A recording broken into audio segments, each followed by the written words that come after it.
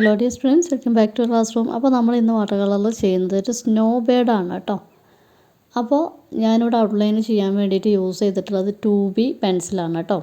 HB pencil use ചെയ്താൽ മതി. നമ്മൾ ഈ ക്യാമറയിൽ കറക്റ്റായിട്ട് കാണാൻ വേണ്ടിയിട്ടാണ് 2B യൂസ് ചെയ്തിട്ടുള്ളത്.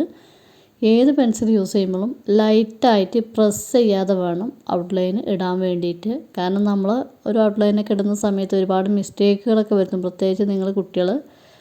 അപ്പോൾ പ്രസ് ചെയ്യാതെ ചെയ്യുക. കാരണം അവിടെ നമ്മൾ ഇറേസ് ചെയ്യുന്ന സമയത്തുണ്ടല്ലോ, അവിടെ ഇങ്ങനെ ആ ഒരു നമ്മൾ വരച്ചിട്ടുള്ള ലൈൻസും ഒക്കെ അവിടെ ഇങ്ങനെ കാണും പ്രസ് ചെയ്ത് ചെയ്യുമ്പോൾ. അപ്പോൾ അതില്ലാതിരിക്കാൻ വേണ്ടിയിട്ടാണ്. അപ്പോൾ നിങ്ങൾ വാട്ടർ കളറൊക്കെ ചെയ്യുന്ന സമയത്തും അമർത്തി പിക്ചർ ഔട്ട്ലൈനൊക്കെ ഇട്ടിട്ടുണ്ടെങ്കിൽ അവിടെ ഇങ്ങനെ വൃത്തികേടായിട്ട് നിൽക്കും കേട്ടോ. അപ്പോൾ ലൈറ്റായിട്ട് പ്രസ് ചെയ്യാതെ ഔട്ട്ലൈൻ ഇടുക എന്നുള്ളതാണ്.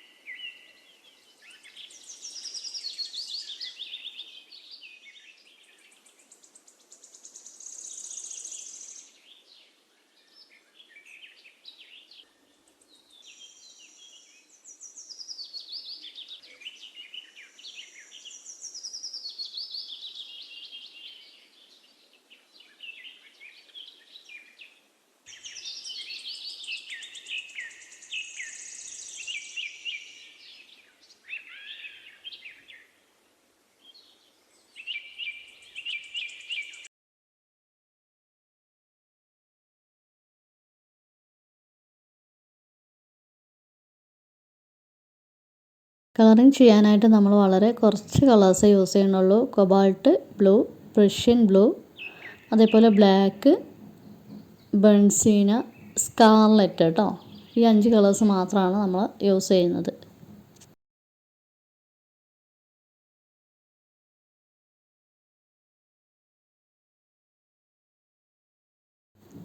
ഫസ്റ്റ് നമ്മൾ ഈ ഒരു പേപ്പർ ഒന്ന് വെറ്റ് ചെയ്ത് കൊടുക്കാം കേട്ടോ. വലിയ ബ്രഷ് വെച്ചിട്ടാണ് ചെയ്യുന്നത്. 12 ആണ് കേട്ടോ, റൗണ്ട് ബ്രഷ് 12 ആണ് നമ്മളിവിടെ യൂസ് ചെയ്യുന്നത്. ഇങ്ങനെ വാഷ് ചെയ്ത് കൊടുക്കണം എന്തിനാണെന്ന് വെച്ചാൽ ബാക്ക്ഗ്രൗണ്ടിൽ നമ്മൾ പല കളേഴ്സും മിക്സ് ചെയ്യുമ്പോൾ നിങ്ങൾ കളറിങ് ചെയ്യുമ്പോൾ നിങ്ങൾക്ക് ശ്രദ്ധിച്ചാൽ മനസ്സിലാക്കാൻ പറ്റും. ബ്രഷ് അങ്ങോട്ടും ഇങ്ങോട്ടും വലിച്ചുള്ള ആ ഒരു ബ്രഷ് സ്ട്രോക്കുകളും മാർക്കുകളൊക്കെ അവിടെ വൃത്തികേടായിട്ട് കാണും. അതില്ലാതാക്കാൻ വേണ്ടിയിട്ടാണ് നമ്മൾ ഫസ്റ്റ് തന്നെ വെള്ളം അപ്ലൈ ചെയ്യുന്നത്. ഇങ്ങനെ വെറ്റാക്കിയിട്ട് ഡ്രൈ ആവണതിന് മുന്നേ തന്നെ ഇങ്ങനെ കളർ അപ്ലൈ ചെയ്യണം കേട്ടോ. അപ്പോൾ നമ്മൾ ബാക്ക്ഗ്രൗണ്ടിൽ ചെയ്യുന്നത് കൊബാൾട്ട് ബ്ലൂവും അതേപോലെ തന്നെ പ്രഷ്യൻ ബ്ലൂവും ആണ് കേട്ടോ. അത് സെപ്പറേറ്റ് പാലറ്റിൽ മിക്സ് ചെയ്തിട്ടാണ് ചെയ്യുന്നത്. രണ്ടും കൂടി കൂട്ടിയിട്ടൊരു കളറ് ഉണ്ടാക്കുകയല്ല നമ്മൾ ചെയ്യുന്നത്. അതിങ്ങനെ പല ഭാഗത്തായിട്ട് ചെയ്ത് കൊടുക്കുകയാണ് കേട്ടോ. പല ടോണുകൾ കിട്ടാൻ വേണ്ടിയിട്ടാണ് കേട്ടോ. അതായത് സ്കൈക്ക് പല ടോണുകളും കിട്ടാൻ വേണ്ടിയിട്ടാണ് നമ്മൾ അങ്ങനെ ചെയ്യുന്നത്. അപ്പോൾ എപ്പോഴും ശ്രദ്ധിക്കുക, ബാക്ക്ഗ്രൗണ്ടിൽ ആ വെറ്റ് എഫക്റ്റ് ഉണ്ടല്ലോ, അത് ഡ്രൈ ആവുന്നതിന് മുന്നായിട്ട് വേണം നിങ്ങൾ ഈ ഒരു കളറിങ് ചെയ്യാൻ വേണ്ടിയിട്ട്. എന്നാൽ നല്ലൊരു വൃത്തിക്ക് ഉണങ്ങുന്ന സമയത്ത് നിങ്ങൾക്ക് ആ ബാക്ക്ഗ്രൗണ്ട് നല്ല വൃത്തിക്ക് തന്നെ ചെയ്ത് കിട്ടും കേട്ടോ.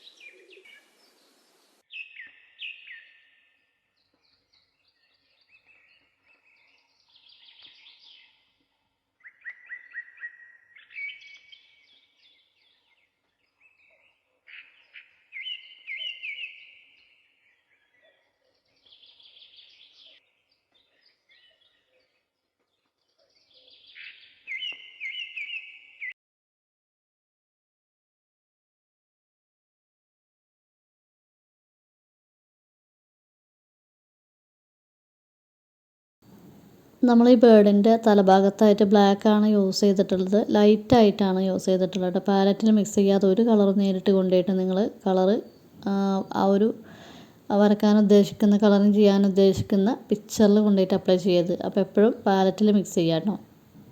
അപ്പോൾ ലൈറ്റായിട്ടാണ് നമ്മൾ ബ്ലാക്ക് യൂസ് ചെയ്തിട്ടുള്ളത്. ഇനി ഇതിൻ്റെ കൂടെ തന്നെ നമ്മൾ ബേൺസീന ചില ഭാഗങ്ങളിൽ അപ്ലൈ ചെയ്യുന്നുണ്ട്. അതും പാലറ്റിൽ മിക്സ് ചെയ്യണം. ഏത് കളർ എടുക്കുമ്പോഴും നേരിട്ട് നമ്മുടെ പിക്ചറിലേക്ക് അപ്ലൈ ചെയ്യരുത്, പാലറ്റിൽ മിക്സ് ചെയ്തിട്ട് കേട്ടോ. അപ്പോൾ നിങ്ങൾക്ക് നോക്കിയാൽ രണ്ടും ഏകദേശം ഒരേ കളർ ടോൺ പോലെ തോന്നുന്നുണ്ടാവും. അത് നമ്മൾ ബ്ലാക്ക് വളരെ ലൈറ്റായിട്ട് ചെയ്യുന്നത് കൊണ്ടാണ് കേട്ടോ.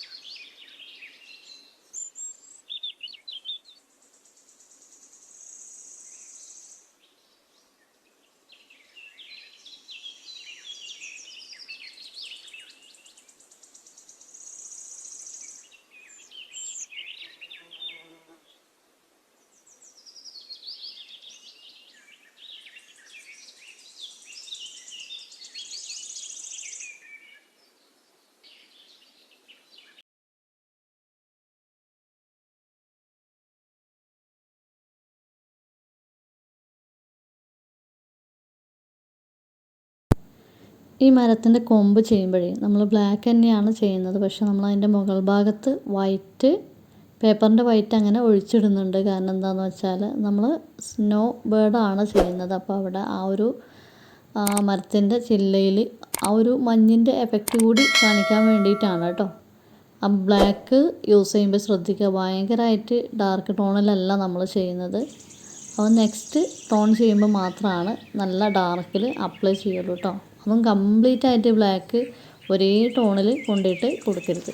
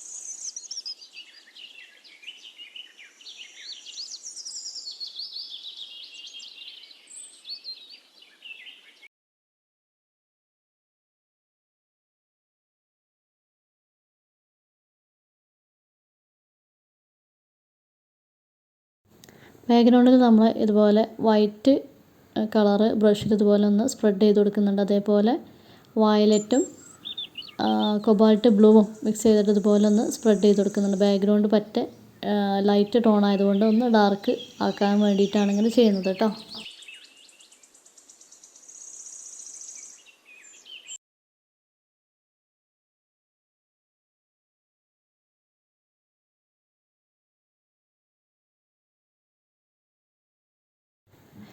നമ്മൾ ഈ മരത്തിൻ്റെ കൊമ്പിൽ ഇനി എന്താ പറയുക, മഞ്ഞിൻ്റെ ഒരു എഫക്റ്റ് കാണിക്കുകയാണ്. അതിന് വേണ്ടിയിട്ട് പാലറ്റിൽ നല്ല അത്യാവശ്യം തിക്കായിട്ട് തന്നെ വൈറ്റ് കളർ വെക്കുക. നമ്മൾ വാട്ടർ കളറിൽ പലപ്പോഴും വൈറ്റ് ബ്ലാക്ക് ഒന്നും യൂസ് ചെയ്യില്ല, പക്ഷേ നമ്മൾ ഈ പെയിൻറ്റിങ്ങിൽ ബ്ലാക്കും വൈറ്റും യൂസ് ചെയ്യുന്നുണ്ട് കേട്ടോ. ഭയങ്കര കട്ടിയായിട്ടല്ല, എന്നാൽ വളരെ ലൂസായിട്ടും വൈറ്റ് അപ്ലൈ ചെയ്ത്, കാരണം അത് ഉണങ്ങുന്ന സമയത്ത് നമുക്ക് വിചാരിച്ച ആ ഒരു ഫിനിഷിങ് കിട്ടില്ല. വൈറ്റ് നമ്മളൊരു മഞ്ഞിൻ്റെ എഫക്റ്റാണ് ഉണ്ടാക്കുന്നത്. ഇപ്പോൾ നമ്മൾ വൈറ്റ് ടോൺ അപ്ലൈ ചെയ്തു. അത് ജസ്റ്റ് ഒന്ന് ഡ്രൈ ആയതിന് ശേഷം ലൈറ്റായിട്ട് ആ കൊബാൾട്ട് ബ്ലൂ അതിൻ്റെ താഴ്ഭാഗത്ത് ജസ്റ്റ് ഒന്ന് അപ്ലൈ ചെയ്ത് കൊടുക്കുക. അപ്പോഴാണ് ആ ഒരു 3D എഫക്റ്റ് കിട്ടുള്ളൂ കേട്ടോ. ഞാനിത് പുറത്ത് നിന്നിട്ടാണ് ചെയ്യുന്നത്, നല്ല ലൈറ്റാണ്. അപ്പോൾ ആ ലൈറ്റിൻ്റെ കൊണ്ട് കറക്റ്റായിട്ട് നമുക്ക് ആ ഒരു കളർ ടോണുകൾ ഈ ഒരു ക്യാമറയിൽ വന്നിട്ടില്ല. അപ്പോൾ അതിൽ നമ്മൾ ഫ്രൂട്ട്സ് കളർ ചെയ്യുകയാണ്. സ്കാർലറ്റാണ് ഞാനിവിടെ യൂസ് ചെയ്തിട്ടുള്ളത് കേട്ടോ. അപ്പോൾ സ്കാർലറ്റ് കളർ ചെയ്യുമ്പോൾ നിങ്ങൾക്ക് ആ ഫ്രൂട്ട്സിൻ്റെ സെൻറ്ററിൽ നോക്കിയാൽ മനസ്സിലാക്കാൻ പറ്റുന്നുണ്ടാവും, ഹൈലൈറ്റ് കൊടുത്തിട്ടുണ്ട് അല്ലേ.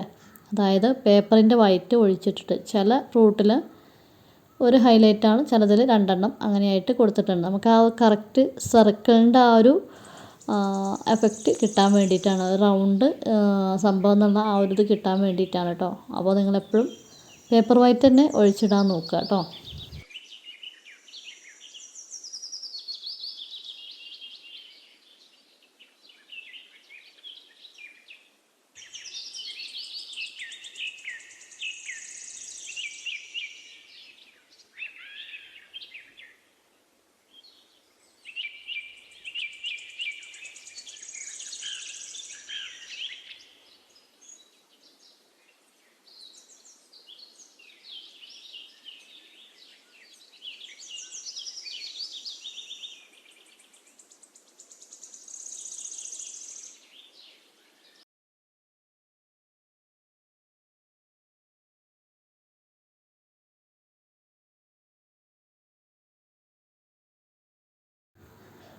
ഇപ്പോൾ വീഡിയോ നിങ്ങൾക്ക് ഇങ്ങനെ ചെറുതായിട്ട് ജെർക്ക് ചെയ്യുന്നതായിട്ട് ഫീൽ ചെയ്യുന്നുണ്ടാവും. എൻ്റെ ക്യാമറ ഓഫായിപ്പോയി, അപ്പോൾ മൊബൈൽ ക്യാമറയിലാണ് ഇപ്പോൾ വീഡിയോ ഷൂട്ട് ചെയ്യുന്നത്, അതുകൊണ്ടാണ് കേട്ടോ. കയ്യിൽ പിടിച്ചിട്ടാണ് ചെയ്യുന്നത്.